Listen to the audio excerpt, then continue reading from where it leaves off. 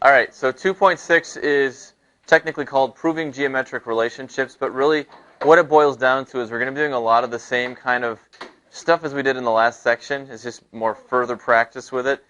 And it's going to include a new type of proving things instead of the two-column way of doing it, called a flow proof.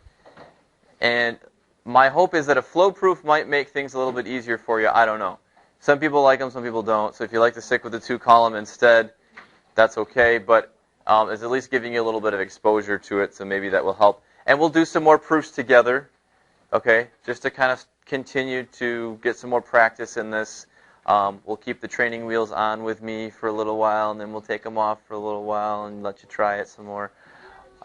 So before we move on, though, there's a few more theorems and postulates that I want to at least highlight, and we're just going to write briefly into your notes here to start off with, because we're going to use some of these in this section too. So the first one, and these are all things that you can start writing into that packet of theorems and postulates. These are all ones that are included in there, so if you'd rather just jot it right into that, that's true. That's fine too. Just remember to keep adding in all the other ones as we go along. But the first one, Theorem 2.3, this is a pretty easy one. This is called the right angles congruence theorem.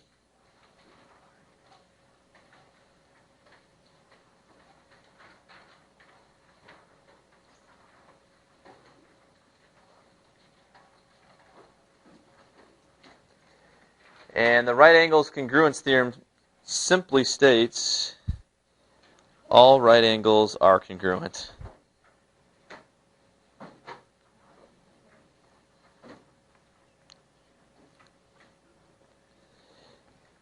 Now this one is one of those where, yeah, it seems kind of obvious, but it actually saves you some time. If you were going to actually prove that if you had two right angles in a picture and you had to prove that they were congruent, what you'd have to do is to say, okay, I know that because I have a right angle, its measure is 90 degrees. I have this other right angle. I know because it's a right angle, its measure equals 90 degrees. Because they're both equal to 90 degrees, I know that their measures are equal. Because their measures are equal, then I know that they're congruent.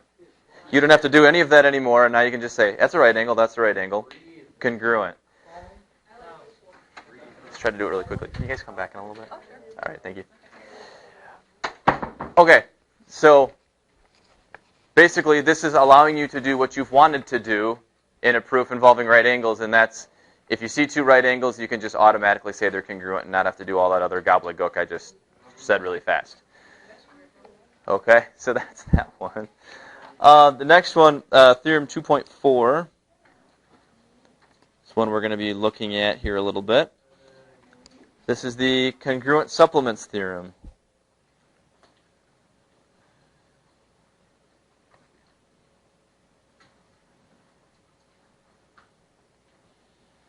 And we've actually already done some proofs that have involved this type of a thing, and we had to go through all these tedious steps to get through it. Well, now that I'm writing it out as a theorem, kind of like this last one, now you can just say, oh, I know that I've got two angles that are congruent because of this congruent supplements theorem.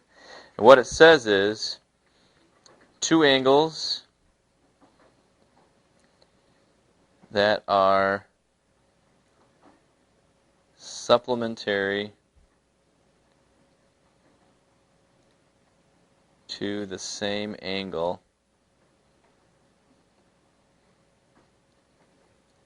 are congruent. So on that sheet, remember there's a place to put a little picture too? So I'll do a little picture on this one to help you out too if you're having trouble visualizing what exactly this thing is saying. So let's say I've got, here's angle 1, here's angle 2, and here's angle 3. So what that says is, if I know that 1 and 2 are supplementary, they add up to 180, and I know that 1 and 3 are supplementary, they add up to 180, then 2 and 3 have to be exactly the same. Okay? That's what that theorem says. And so that's going to be useful now in some proofs, where you don't have to do all the tedious little steps to show stuff in the middle of that. You can just say, if I know measure of 1 plus measure of 2 is 180, and I know measure of 1 plus measure of 3 is 180, automatically 2 is congruent to 3. So it's Yeah. just not explaining all the steps that you take to do that. Right. Remember, a theorem is something that could be proven, right? And so, yeah, there are lots of little steps that could prove this, but now that I have it written as a theorem, the power of it being a theorem is now you're allowed to use this in a proof. So now instead of doing all those little steps, I can just say, I know it's true because of theorem 2.4. There's my justification. Done. I'm not going to put all those little steps anymore. I'm serious, bro. Okay, so you're going to be happy there's a couple more coming then probably. The next one, theorem 2.5, very similar to 2.4. This is the congruent complements theorem.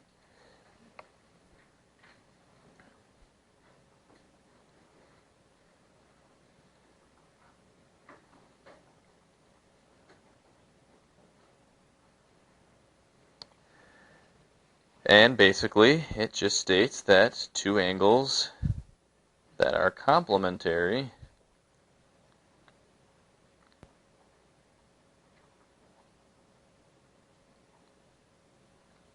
to the same angle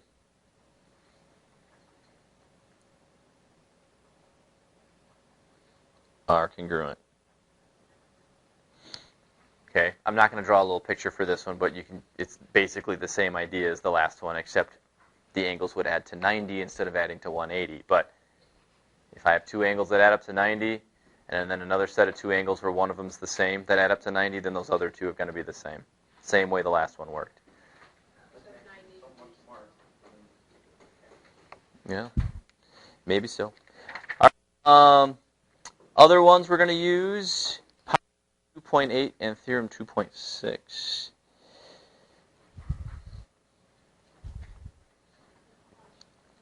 So yeah, this one's a postulate, which remember just means we can't actually prove it, but this will be something that is useful.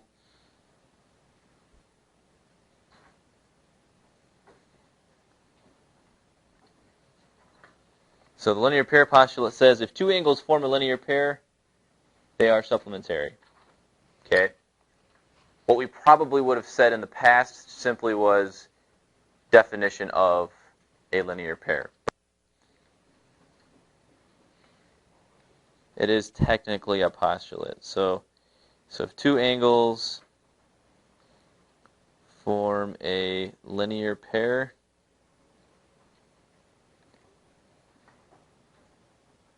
then they are supplementary.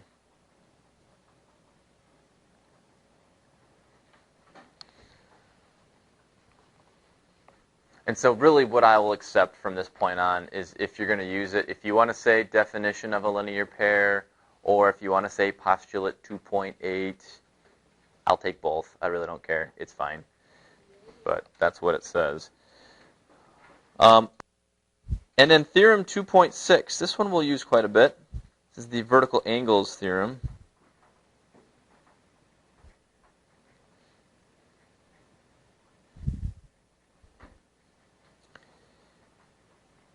And this one simply states what we already know about vertical angles, but now here's a way that we can use it in proofs, is vertical angles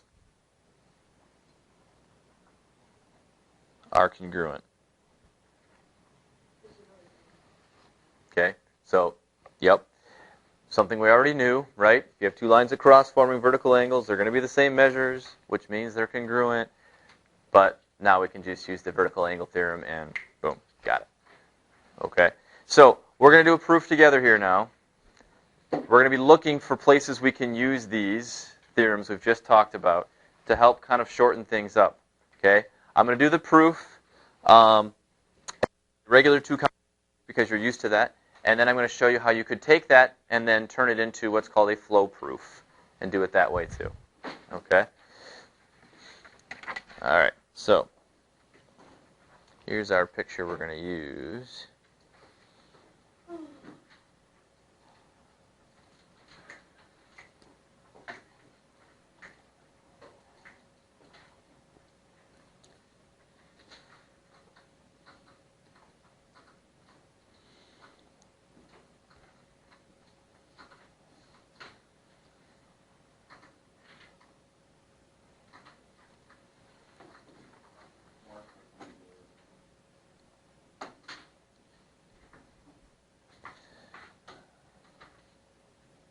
right, so our given for this particular one is going to be that angle DCE and angle GEF are right angles.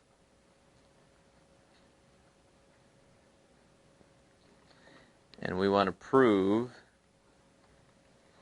that angle ACB is congruent to angle GEF.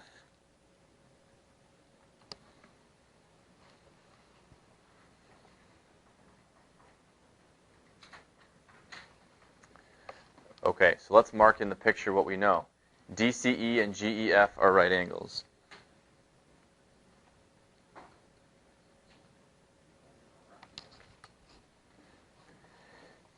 So look back at that list of theorems that we just wrote down and start thinking about where we might be able to begin this one. I'm going to start the two columns here down below.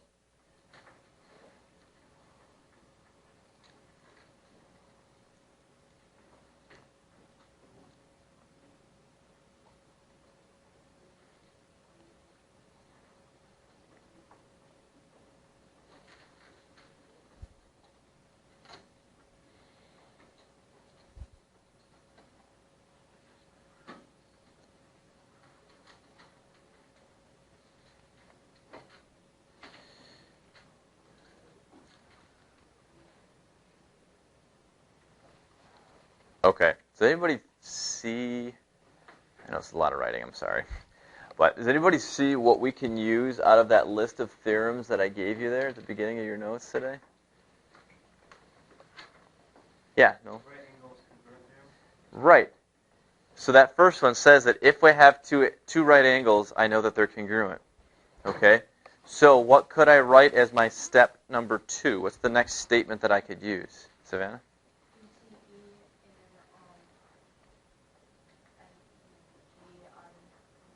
Mm-hmm.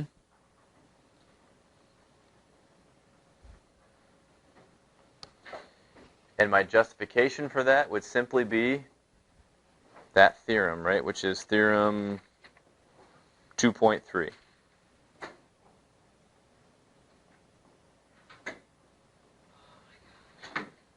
Okay? I don't have to go through all those little steps that would have gotten me there in the past. I can just say theorem 2.3. Good. Yay. For that part, yep. I haven't proven what I'm trying to prove just yet, though. Okay? I'm close, actually. All right? I've got DCE congruent to GEF, and I'm trying to get ACB congruent to GEF. So look on the picture. DB. Okay? So, what can I do with that? How could I take ACB and somehow start to kind of link it up with what we've got going so far? Mm-hmm. Mm-hmm. So I know that angle ACB is congruent to angle DCE. All right, so let me mark that real quick in the picture. What I just said was ACB and DCE are congruent. Do you guys all see that? Okay, and he said it's that vertical angles theorem that tells us that. Because based on the way that the picture is drawn, we know that those are vertical angles, and they have to be congruent because of that vertical angle theorem. So that is theorem 2.6. Okay. Okay, so now, does anybody see a way that we can finish this thing up? I've got angle DCE is congruent to angle GEF. Angle ACB is congruent to angle DCE. What can I do now? Let's have somebody other than you three. Yeah, go for it. We're going to go transitive on it. Yep. So I'm going to link up those other two pieces. Angle ACB is congruent to angle GEF using the transitive property.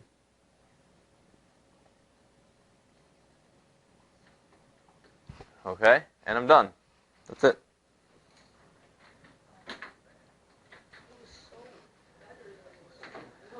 So having these theorems at our disposal can be a real help. And then, like I said, even making the proof a different way might be helpful too, okay? So what I'm going to do is I'm going to take this proof, I'm going to kind of chop and put it into what's called a flow proof. And what a flow proof does is it kind of shows you the flow of the logic. What exactly leads to what, okay? So we started with this statement that angle DCE and angle GEF were right angles.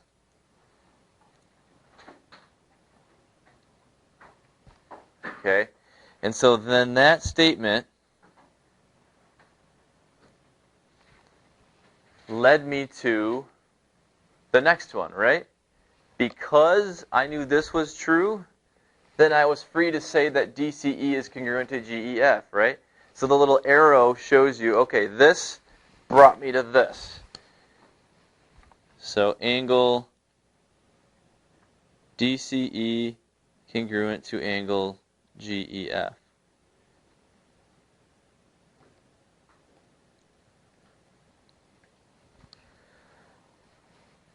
Okay, now, this step 3 that we came up with, this ACB congruent to DCE, did step 2 actually lead me to this? Did I know this because of step 2? No. How did I figure this one out? Where did I look? Ryan? From the diagram. So that one was kind of a new start, right? Picture. I didn't need all that other stuff to show that. So that's going to be kind of its own statement down here. It's starting a new one.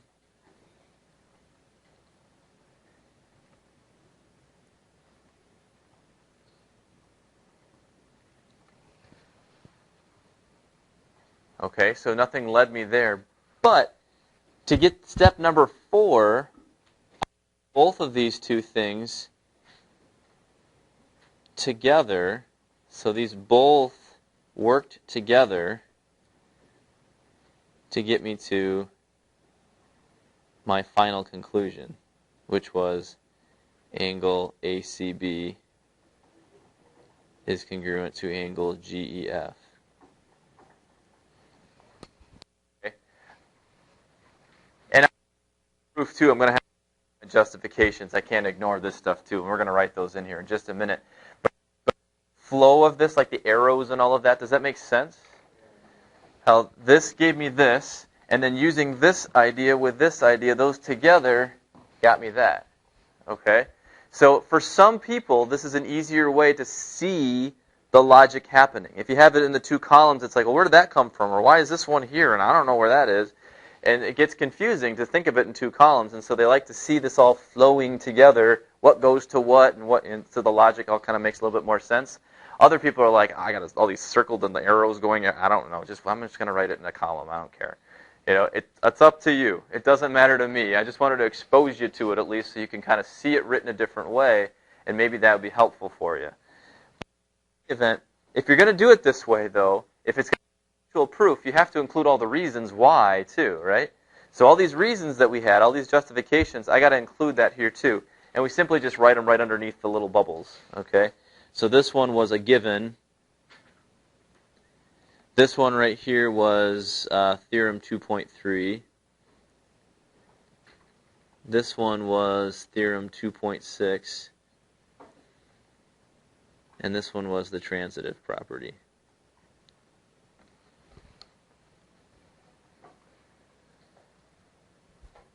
So the next proof, what we're going to do, we're going to do one more proof together as a class.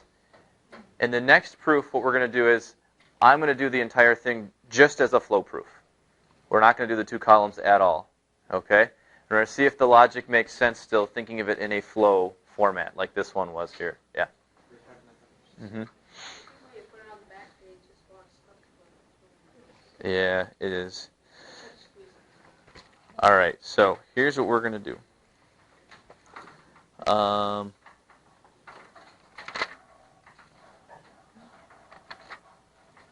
actually do...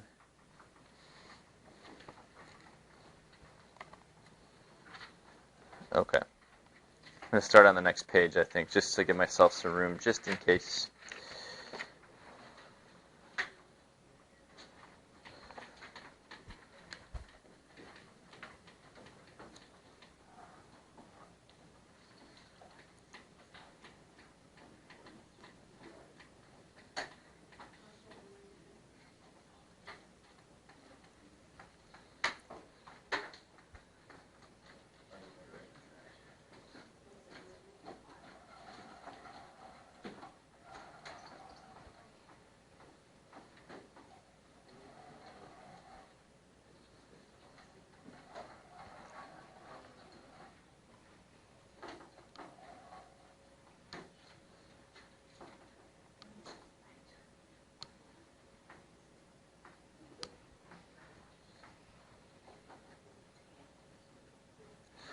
All right, so there's our picture. All right, so our given is that AEB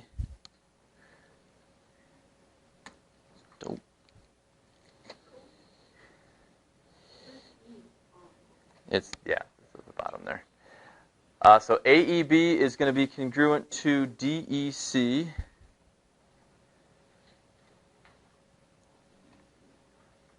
And we want to prove that angle AEC is congruent to BED.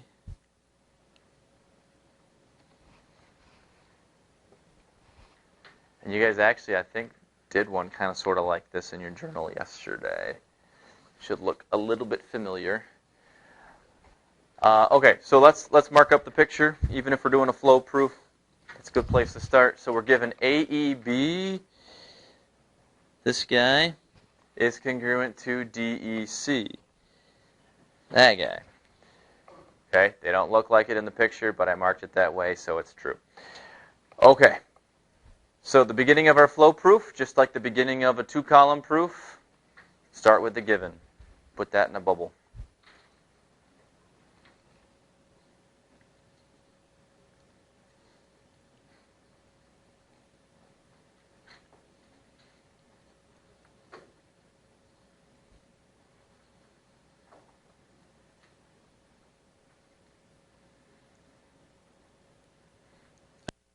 So just this given information, what do we know? If angle AEB is congruent to angle DEC, what else can we say? If we know two angles are congruent, what does that tell us about the two angles? Gabby? Yeah, that their measurements are equal. Okay? So the measure of angle AEB is equal to the measure of angle DEC.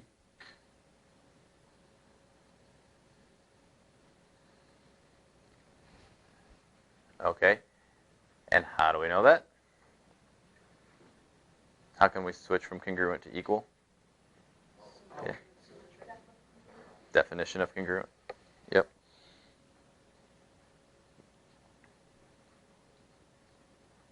Okay. Line of logic right now kind of stops, right?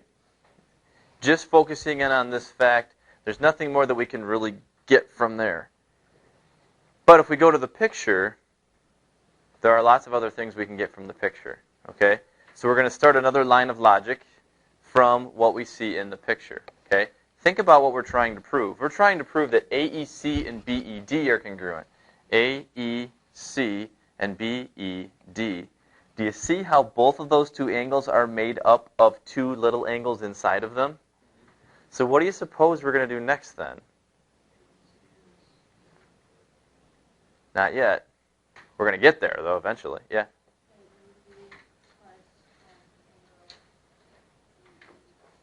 Mm-hmm. Right. We're going to add those angles together to equal the bigger ones. Okay.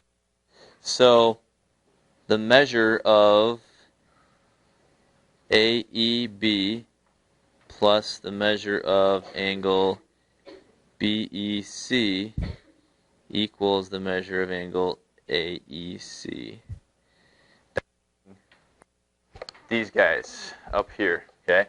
So this one plus this one equals AEC. That's what I just did there, okay? And we can repeat that for the other one, right? For BED, BED is made up of 2 as well. So it's all justification, doing all the same thing. So I can include this all as one big step. So then I also have the measure of angle, what are we at? CED. Or I guess I should do DEC technically because that's how I wrote it up here. So DEC plus the measure of angle BEC equals the measure of angle BED. So this is all doing the same thing. So what allows me to do that, to add angles together? Yes? Is it the transitive? Nope. Yes? Angle addition postulate. Yeah, exactly. Oh. The name kind of gives it away, right? Yeah. But you got to remember it, though. That's the... If you can remember, oh, yeah, there's this angle addition postulate. Oh, yeah, I'm adding angles. That probably would make sense. I thought of that because the BEC.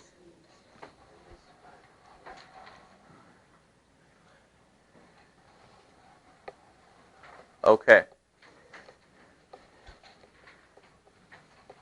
Take a look at this. AEB equals DEC. Now look at this. What do you notice? What could we do? Yeah. Yeah. We can do a substitution, right? Because AEB and DEC are in there, right? We used them. So I can replace one with the other. And honestly, it doesn't really matter which way you go with it, but you can replace one with the other. Oh, I see. So I'm going to make my AEB turn into a DEC, okay? So this top equation, measure of angle DEC plus measure of angle BEC equals the measure of angle AEC. Okay, and then I still got this second one that's still the same. Measure of angle DEC plus measure of angle BEC equals measure of BED. Now, flow proof is concerned, I used both of these two things together, right? So this guy now flows down to this part now. Okay, I use those two together to get to this. And what would be the reason? What's the justification there? Somebody had already said it. I want someone else who hasn't spoken yet. Because you have spoken. So what did we just do? After that. Where angle addition postulate was here. Correct. Substitution, right? We put it in there.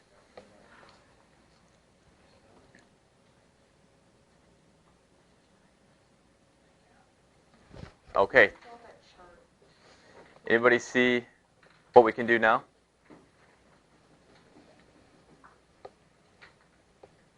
Put them together, right? They're both equal to the same thing. DEC plus BEC. So if those are both the same, then AEC and BED should be the same, right? So I'm kind of running out of space here, so I'm going to come back this way. And we can say the measure of angle AEC is equal to the measure of angle BED.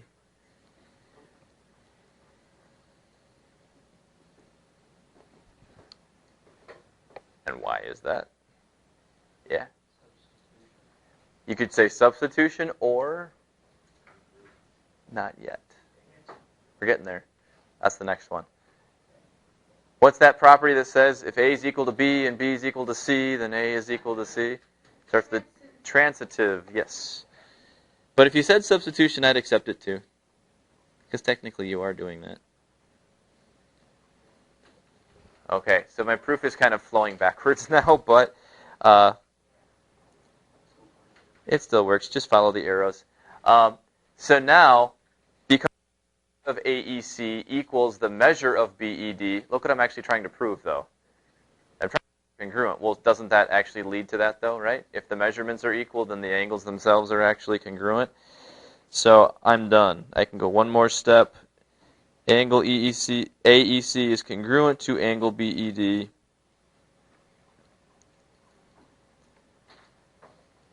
And what's the reason? Abby? Definition of congruent. Yep. You sure did. It's okay. All right. And that's it. There's my flow proof of that one. Okay? Now, in your homework, you're going to have a lot more of the fill-in-the-blank type stuff. Okay? In fact, I think there is just one proof that you have to actually, like, start to finish do it. And on that one, ignore what the directions say. If you want to write it as a 2-column proof, you write it as a 2-column proof. If you want to write it as a flow proof, you write it as a flow proof. Okay? If anywhere in the directions it says, write a paragraph proof, don't do that. I'm not going to make you guys do that.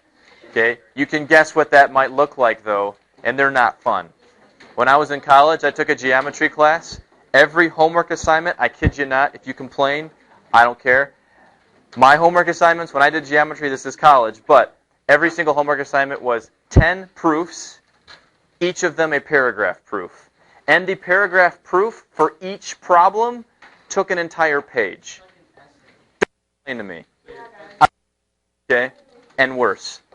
Okay, I'm done. I'll get off my soapbox.